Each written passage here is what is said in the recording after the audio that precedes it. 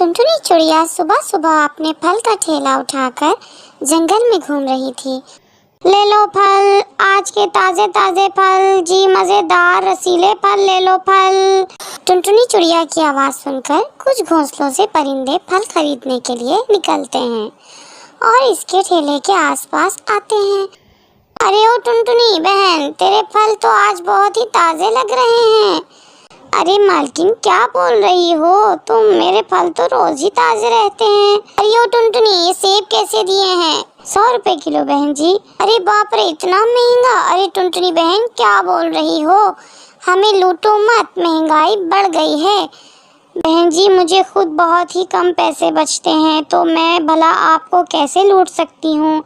अरे टुनटुनी, तेरी बिटिया का स्कूल में एडमिशन हुआ जिसके लिए तू बहुत परेशान थी। मालकिन, मैंने उसका दाखिला सरकारी स्कूल में करवा दिया है। मेरी बिटिया बहुत ही मन लगाकर पढ़ रही है। चलो, ये तो बहुत ही अच्छा है। अब उसे पढ़ा लिखा कर अपनी ही तरह बचने में मत लगा देना। नहीं नहीं मालकिन, मैं ऐसा बिल्कुल नहीं करूँगी। टुनटुनी चिड़िया अपने फल बेचकर वहाँ से चली जाती है। थोड़ी दूर जाने पर ही रास्ते में अचानक से जोरों की बारिश होने लगती है। जब वो अपने घर पहुंचती है तो देखती है कि उसकी बेटी रानी उसका इंतजार कर रही है। मम्मा, तुम आ गई मम्मा। पता है, आज तो बहुत तेज बारिश हो रही है और स्कूल वालों ने कहा है कि लगातार 3 दिनों तक इस जंगल में शदीद बारिश होगी, इसलिए उन्होंने हमें 3 दिनों की छुट्टी दे दी है। क्या? नहीं नहीं, ऐसा ना कर, आज ही फल का स्टॉक लिया है। अगर 3 दिनों तक बारिश होती रही तो सारे फल खराब हो जाएंगे। अल्लाह करे ऐसा ना हो। नहीं मम्मा, ऐसा नहीं होगा, आप चिंता मत करो। फिर दोनों माँ बेटी खाना खाते हैं। रानी चिड़िया अपनी माँ टुनटुनी की गोद में सो जाती है। इस समय टुनटुनी चिड़िया को अपने पति की बहुत याद आ रही थी। काश अभी आप जिंदा होते तो हमारी बेटी भी कितनी खुश होती। बस अब तेज़ बारिश ना हो। अगर लगातार तेज़ बारिश हुई तो सारे फल खराब हो जाएंगे और मैं बुरी तरह से बर्बाद हो जाऊंगी। आधी रात जंगल में भयंकर बारिश होती है। बारिश के साथ साथ ओले भी बरसते हैं। ये सब देखकर टुनटुनी चिड़िया बहुत दुखी होती है, पर वो कर भी क्या सकती थी। अगले दिन भी जंगल में भयंकर तूफान के साथ बारिश होती है और इसी तरह लगातार 3 दिनों तक जंगल में बारिश होती है और टुनटुनी चिड़िया की आंखों के सामने ही उसके सारे फल खराब हो जाते हैं। ऐ अल्लाह, मुझ गरीब पर रहम कर। ये सारे फल तो खराब हो गए और मेरे पास जो भी पैसे हैं उससे तो सिर्फ 1 हफ्ते ही घर खर्च निकल पाएगा। मैं नए फल कहाँ से खरीद पाऊंगी? अब मैं क्या करूं? अपनी परेशानियां टुनटुनी चिड़िया अपनी बेटी रानी को नहीं बताती और उसे स्कूल छोड़कर बाजार की तरफ निकल पड़ती है। रास्ते में वो देखती है कि एक बूढ़ी कबूतरी एक बड़ा सा बोरा लेकर खड़ी रो रही है। आप बहुत ही परेशान दिखाई दे रही हैं अम्मा। आपका भी इस तूफान में कोई भारी नुकसान हो गया है क्या? आप कहाँ से हो अम्मा? मेरा नाम मीनू है और इस तूफान में मेरे हस्बैंड की मौत हो गई। हमारा मटकों का व्यापार था और इस तूफान में कई मटके टूट गए, गिर गए और मैं इन मटकों को जो बाकी बचे हैं बाजार में बेचने आई हूँ, पर यहाँ तो मेरे मटके लोग देख भी नहीं रहे, इसलिए मैं यहाँ खड़ी रो रही हूँ। टुनटुनी चिड़िया और मीनू दोनों साथ में ही बाजार में घूमने लगते हैं। टुनटुनी चिड़िया को बहुत तेज भूख लगी होती है तो वो देखती है कि बाजार में कई ठेले वाले मैगी बेच रहे हैं। ये ठेले वाले मैगी के कितने जायके बनाकर बेचते हैं और देखो इनके ठेलों पर ग्राहकों की कितनी सारी भीड़ लगी हुई है। ये लोग जो मैगी बेचते हैं वो मुझे बिल्कुल पसंद नहीं आती। हमारे जंगल में तो अलग अलग फ्लेवर वाली मैगी मिलती है, वो बहुत मज़ेदार होती है।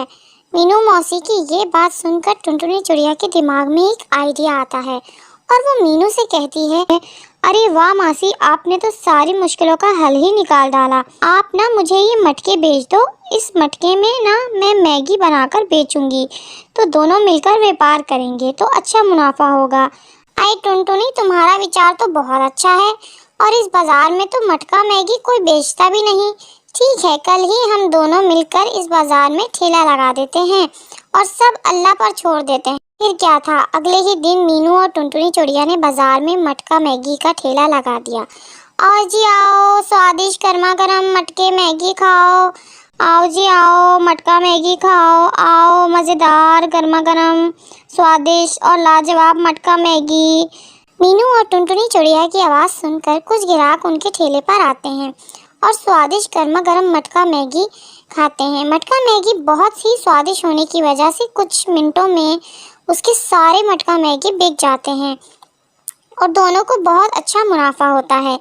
आज से पहले मुझे इतना ज़्यादा मुनाफा कभी नहीं हुआ। तुम्हारा मटका मैगी बेचने का विचार काम आ गया टुनटुनी। आप ये बात मुझे क्यों बोल रही हो मासी? अगर आप न होती तो ये मुमकिन भी नहीं था। आप आई तभी तो मुझे ये विचार आया। इस तरह टुनटुनी चिड़िया और मीनू मौसी मटका मैगी व्यापार चंद दिन में तरक्की करने लगा। अब टुनटुनी चिड़िया और मीनू अपनी अपनी बेटियों के साथ खुशी खुशी अपनी ज़िंदगी बिताने लगती हैं। एक खूबसूरत जंगल में रंग बिरंगे पंख वाला मिट्ठू रहता था। मिट्ठू जंगल में अपनी खुशियों में घिरा रहता था। वो अपने दोस्त गोलू कबूतर के साथ हर रोज़ मस्ती करता था। गोलू कबूतर भी एक प्यारा सा परिंदा था। एक दिन मिट्ठू के घर में एक नई बहू आई। उसका नाम प्यारी था। प्यारी बहुत ही खूबसूरत और समझदार थी, पर इसकी सास यानी मिट्ठू की माँ बहुत सख्त और हासिद फितरत की औरत थी। सास बहू में रोज़ रोज़ नए झगड़े होने लगते हैं। मिट्ठू दुखी था देखकर कि उसकी माँ और प्यारी में लड़ाइयाँ हो रही थीं।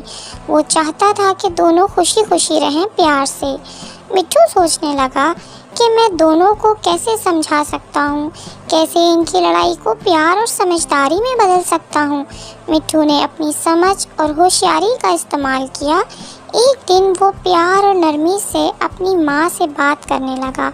उसने समझाया कि प्यारी उनकी बहू है और उनकी फैमिली का भी हिस्सा है। उन्हें उसे प्यार और सम्मान देना चाहिए। मिट्ठू की माँ पहले थोड़ी हिचकिचाई, लेकिन धीरे धीरे उसने मिट्ठू की बात सुनी और समझी। वो समझ गई कि प्यारी बहू भी उनकी बेटी है और उसे प्यार की ज़रूरत है।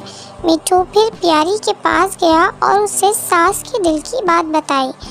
प्यारी बहू बहुत खुश हुई और वो सास के दिल की बात समझ गई।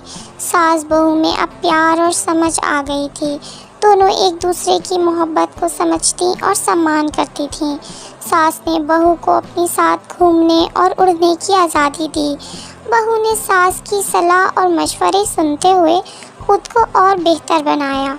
अब घर में खुशी और प्यार की हवा चल रही थी।